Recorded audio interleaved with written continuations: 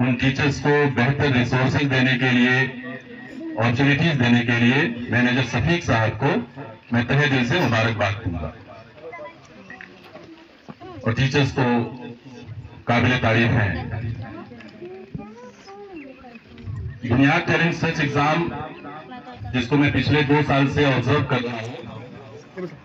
2022 में मैं इस इलाके में अवर गर्ल्स इंटर कॉलेज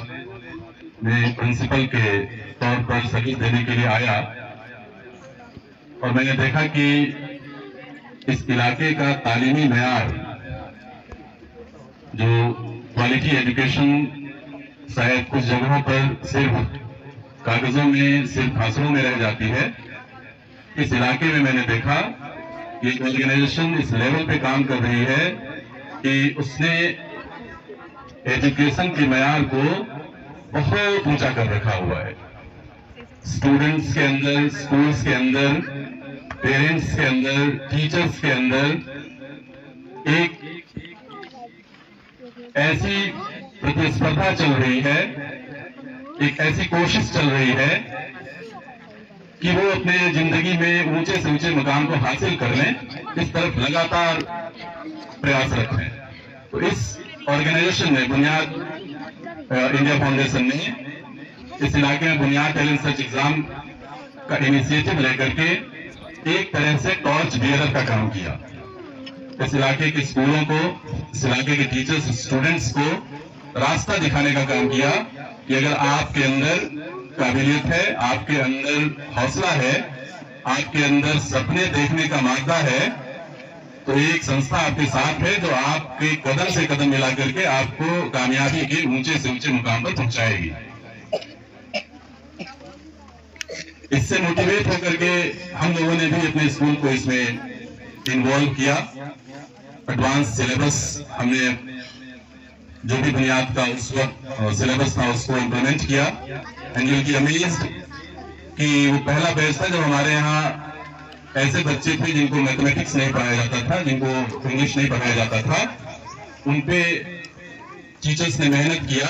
और उन बच्चों के डिटर्मिनेशन ने बुनियाद की परीक्षा में पहले ही साल जब हमारे बच्चे बैठे थे तो 10 बच्चे उसमें सेलेक्ट हुए और वो कंटिन्यूअस तादाद बढ़ती जा रही है। 10 से 38 हुआ, 38 से 57 हुआ। तो मैं अपने स्कूल के इस फिगर को यहाँ नहीं बताने आया हूँ, मैं इस डेटा के जरिए ये बताने की कोशिश कर रहा हूँ कि बुनियाद इंडिया फाउंडेशन जिस तरीके का काम कर रहा है, इस काम से इस इलाके के बच्चों को एक जरिया मिल रहा है, एक रास्ता मिल रहा है कि वो अपनी जिंदगी में बेहतर कर सकते हैं। इस्लाम में ऐसे इंसानों को चौपाई की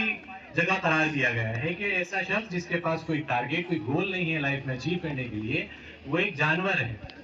तो शायद मुझे उम्मीद है कि यहाँ पर ऐसे स्टूडेंट नहीं होंगे जिनके पास कोई टारगेट नहीं होगा। सभी के पास कोई ना कोई टारगेट होगा और अगर नहीं है तो आज ही हम कोशिश करेंगे उस टारगेट को अपनी जिंदगी में लाने के लिए। हम उस टारगेट को एक अच्छाई से जोड़कर सोसाइटी के लिए, अपने लिए, अपनी फैमिली के लिए और अपने नेशन के लिए उसको अच्छाई से जोड़कर अपने एक टारगेट बनाएंगे और उस टारगेट को अचीव करने के लिए हम रोजाना एफर्ट पुट करेंगे और ये जानेंगे कि उस एफर्ट पुट करने में जो भी हमारी रिक्वायरमेंट आती है, वो चाहे हमारे पेरेंट्स की तरफ से आती हो, वो हमारे टीचर्स की तरफ से आती हो या हमारे फ्रेंड्स की तरफ से आती हो, हम उसको फुलफिल करेंगे। जब हम उस टारगेट के लिए निकल पड़ेंगे तो फिर हमें ऐसे लोगों के साथ रहना है जो हमें उस टारगेट को अचीव करने के लिए मोटिवेट करें और हमें ऐसे लोगों से दूर रहना है जो हमें उस टारगेट से दूर करने वाले हैं।